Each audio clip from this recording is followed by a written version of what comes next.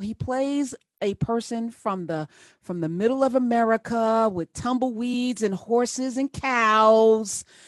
He's a complicated character, but he is so beloved. I'm talking about Yellowstone's own Jimmy is with us today. Let me welcome Mr. Jefferson White to the Karen Hunter Show. Thank you so much for having me, Karen. The truth is I don't fit in anywhere I go because I'm from Iowa, grew up in Iowa, went to college in Iowa, moved to New York about 9 years ago, and now I spend most of my time out west. So the truth is, no matter where you put me, I'm out of place. Or one would say absolutely in place. That's right. Glass half full, glass half full.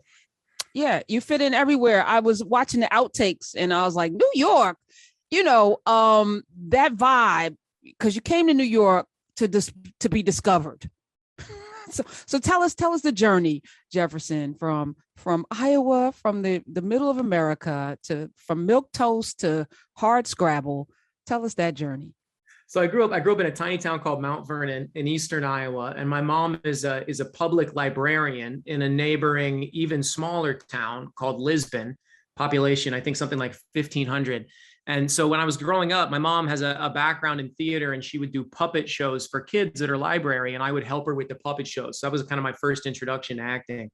And then I went to college at Iowa State University in Ames, studied theater, had some incredibly, energizing theater professors who managed to convince me basically to try to make a go of it.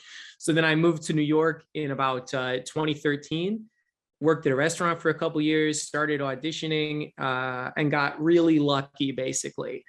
And since then it's been, a series of kind of lucky accidents, I guess, depending on who you ask. All right. So what was the lucky one before Yellowstone? Because this one is jackpot. This is jackpot all day long. Kevin Costner. I mean, come on. This is jackpot. What happened? What was the lucky one before this?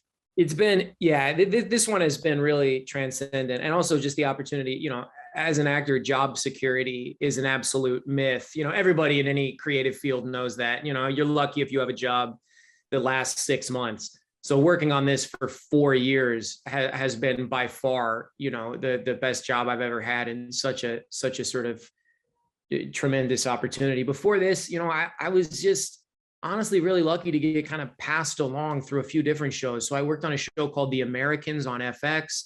A director, Lodge Kerrigan, cast me in that, sort of brilliant filmmaker. A director who was working on the next episode just happened to be Tommy Schlamme, who was one of the executive producers and directors of most of the West Wing. His real name is Tommy Schlamme? Tommy Schlamme, he's a legend. If you Google Tommy Schlamme, he's got like 7 Emmys. He directed most of the West Wing. Spelled phonetically, Tommy Schlamme. Yeah, like Schlemiel Schlemazel Schlamme. Okay. He's a legend. I've seen him before. Okay. All right, Tommy Schlamme. Yeah, and he was working is he really married to Christine Lahti? Well, that's more. So you should have said Christine Lahti's husband. That would have been like, oh yeah, Tommy Schlamme. All right. And then he was working on a show with a brilliant writer named Sam Shaw, who had happened to go to the Iowa Writers Workshop, which is a very prestigious sort of writing post-grad program in Iowa, and just so happened to have come into the restaurant that I was washing dishes at when I was in high school. And they were working on this show, and they were trying to cast a character whose nickname was Iowa, who was a sort of clueless, naive young soldier from Iowa. And it just so happened that I was a clueless, naive young waiter from Iowa when I walked into that audition room. So, it's been a sort of right place, right time series of fortunate circumstances for years and years now. Feels like there's something about you, because you play clueless, naive very well. This character is a dumbass. Jimmy's pretty much a dumbass. You like him, but damn, Jimmy, really? You're gonna get back on the horse after they told you that really you're gonna risk paralyzation? Come on, for a girl to be, come on, Jimmy, damn. Then you get to the next place they send you. You're really dejected this season. Those of you who haven't seen it, you got to watch the story arc of this character. But he might actually become a cowboy after all. I'm liking this. It feels like a Miyagi moment, especially when you're sitting down with the old leather-faced, the grizzled, the people who've been cowpoking forever, trying to give you some of the game of cowpoking. I feel like there's a Miyagi thing happening with the wax on, wax off, you wrangling the cows and figuring that out. I feel this coming of age with you, with your character. Yeah, and you're totally right. And one of the tremendous gifts of the show is that we're actually surrounded by real cowboys, real wranglers, guys who have lived this life. Because it really, it's like a lifelong endeavor. Cowboying, ranching, rodeo, those are lifelong commitments. And we've been incredibly lucky on the show, and I've been incredibly lucky on the show to be surrounded by people who really have lived that life for 40, 50, 60 years. So the actor you're talking about, I think down at the Four Sixes, is a legendary Western actor named Barry Corbin, who has such an incredible body of work and is himself an incredible cowboy and horseman and lives down in Texas. And then, of course, Forey J. Smith, who plays Lloyd on the show, is someone I've learned a tremendous amount from. Cole Hauser, who plays Rip on the show, is somebody I've learned a tremendous amount from, both as a horseman and a cowboy, but also just as an actor. He's an actor who I look up to so much.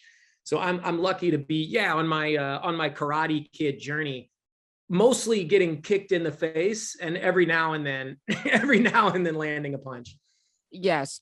Again, I was excited to talk with you because, Cole Hauser, those of you look up his before and after, because he's unrecognizable in Yellowstone. I was like, I did not know that was Cole Hauser until this season. Something made me just, because I was looking at everybody and I was like, that's with the big, he transform, like, put on some pounds, but also he doesn't look like himself. Kelly Riley, Lord have mercy. I want to say she's my spirit animal, but I don't think I would ever be that vicious, even in my inside. Like my insides couldn't even be as vicious. She is vicious. And then Kevin Costner, the Native American backstory that was really, really prevalent in the first two seasons. I love seeing that. I wish there was a little bit more of the Buffalo Soldier, maybe some, you have one black cowboy, but black people started cowboying. We were the original cowboys in this country. So, but, on the ranch millionaire side of it, it's also a story of wealth. And I compare this every Friday. I recommend TV shows. This one I recommended as the family like Succession, that you actually can find people that you like, unlike Succession, who you hate everybody. This family, I'm obsessed with Succession. Oh my God, I hate everybody. Yeah. Huh? I don't know if you know this, but Taylor and the folks at 101 Studios are working on a Bass Reeves show, sort of about the history. Yeah. It's really exciting. Starring David Oyelowo as Bass Reeves. So they're working. That makes sense. Yeah, okay. Yeah. Because you're exactly right. There's a rich tradition of black cowboys throughout the entire American West. And Denham Richards, who plays Colby on the show, taught me a tremendous. I was incredibly naive, incredibly ignorant in every regard, but in that regard too. And Denham Richards himself is so sort of versed in that history. Yeah. So Taylor's working on a Bass Reeves show starring David Oyelowo. I love that. So for you, Jefferson White, and you're not the only one that is incredibly naive. This whole country is, it's myth making, right? So you're going to put out stories that make you the hero always, and you're going to center your heroism. But what I love about Yellowstone is that you can root for this family, even if you are an environmentalist. This season, you are bringing in Piper Peribo. She came from the Big Leap, leapt over. She died over there. Oops! Spoiler alert. And now I watch a lot of television. Now she's over here and she's getting it in with the Kevin Costner, patriarch. But there's going to be friction because there's something about the environment, cow farts, that's just not good for the earth, I guess. I don't know. How's that going to play out, Jefferson? I don't know exactly how it's going to play out. I think the tremendous gift that Taylor has is setting up a world with a lot of people who think they're right. And there's a lot of different ways to interpret it. One of my favorite interpretations of the show is that Rainwater is the main character, and that John Dutton is the primary antagonist. John Dutton is such a sort of anti-hero in many ways. He's clinging to this empire. He says we were the first ones here, and that's obviously not true. It really depends on when you start counting. I think that Rainwater has a very compelling argument that it's his land and that it's his people's, it's his people's territory. So I think really depending on how you interpret the text, I think hopefully the show establishes a world with no sort of right answers, that leaves a lot of room for interpretation and different kind of dramaturgical avenues to pursue, and sort of which I think is the gift of complicated writing. There's not just good guys and bad guys. There's a bunch of good guys who do bad things and bad guys who do good things. If you didn't get the role of Jimmy, which role would you most want to play on Yellowstone? I was originally asked to audition for Casey, and knew from the first moment that wasn't me. I read the description and it's like ex-Navy SEAL, the toughest, most badass cowboy on the ranch. I knew immediately that wasn't me, but I loved the script so much that I just wanted to be a part of it anyway. I wanted to worm my way into it any way I could. So when I got that first audition for Casey, I read the script. Jimmy, I immediately connected to. So I made my own little, self-made audition for Jimmy, but I also taped for the environmental engineer in the first episode and the helicopter pilot, because I was just sort of trying to throw everything at the wall and see what sticks, just trying to sneak my way in.